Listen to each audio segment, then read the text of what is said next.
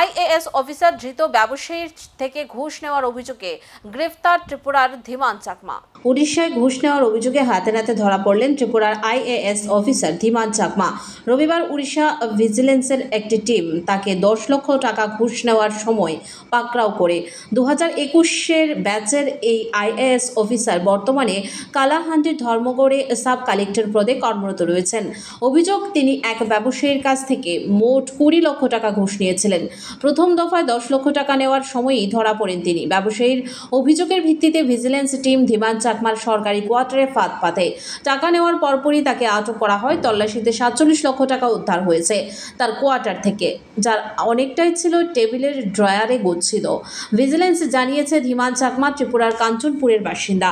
আগরতলার এনআইটি থেকে কম্পিউটার বিজ্ঞানে স্নাতক শেষ করে তিনি প্রথমে আইএফএস এবং পরে আইএএস হন। ঘটনার তদন্ত চলছে।